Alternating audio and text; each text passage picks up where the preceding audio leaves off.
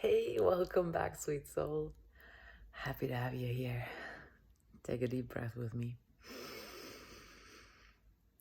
Let it all go. Good. So this past weekend was my retreat, my Into Me See retreat. And it was pure magic. A group of women dedicated to themselves, dedicated to loving themselves, ready to go deep, ready to go into the fire, and to let the inner fire come through. And that's our topic for this week. What does it mean for you to let your fire burn bright? What is it that gets to come out when I say, burn, baby, burn? What is it that you've been holding back, where you've kept your passion locked in, where you're making yourself small, and where you're not fully expressing yourself? All of that subdued fire does not do us any good. Hear it from the drum. This, by the way, is my new baby. I love her so much. Oh my God.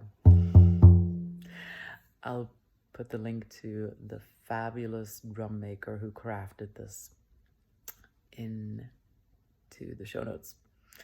So, let your fire burn bright. What is that fire for you?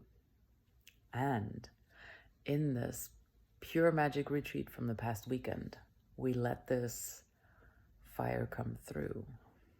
We made sure that we remember what our sparks are and that we find different ways to let them come through. So it's great to get up to this level at a retreat of where you feel that you are completely on fire and you're going to carry this light back out into the world. And then what happens after? The days after, the week after. That's where the real magic needs to happen, because that's where we get to integrate this into reality and bring it back home with us. Because yes, of course, I can help you come up to this new level on a weekend where you then experience that pure bliss and you remember who you truly are. And then you come back home and you get into this weird catch-up mode. Spoiler alert, not helpful. And you get confronted with your daily patterns. So the question is now, how do you maintain? How do you keep the fire burning? First part of this is discipline. So instead of seeing discipline as this drudgery thing of, I promised myself I'm going to do this thing every morning, remember the bliss that it brings you and why you're doing this. I love this word, discipline. One of my mentors, Dharma Shakti, coined that. And then the second piece is make sure you stay in touch with your community. So I have an active chat group with the women from this wonderful retreat that we just finished to make sure that we keep having each other's back. Of course, also to exchange pictures and songs and all the beautiful things and recipes and notes and further readings and all those things. And to have each other's back when there is a rough day. To be there in mutual support, in sisterhood.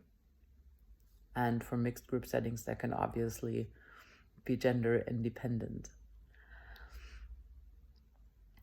And then the third piece is falling off the wagon is part of the practice, namely getting back on. Not so much the falling off, the getting back on. The falling off the wagon is normal. The getting back on the wagon, that's where you make all the difference in your life. No getting discouraged when you stumble. We anticipate the stumbling. We even anticipate face planting. It's okay. We get back up. We fix our crown. We keep walking. We stoke our inner fire, we tend to our inner fire, and we keep it burning bright.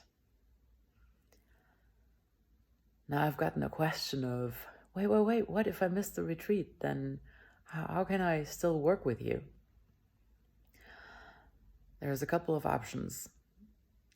I am still frequently live on Inside Timer, where you can join for the guided meditation sessions. That's a more calm interaction. There's a little less stoking the fire there. There's more of the quiet bliss. I will have a next retreat in spring, and I offer one-on-one coaching. If you're really interested in working with me, then get into a clarity call, schedule one with me, and then we'll speak about what is right for you. With that, have a beautiful, beautiful week. I'll see you soon. Mwah.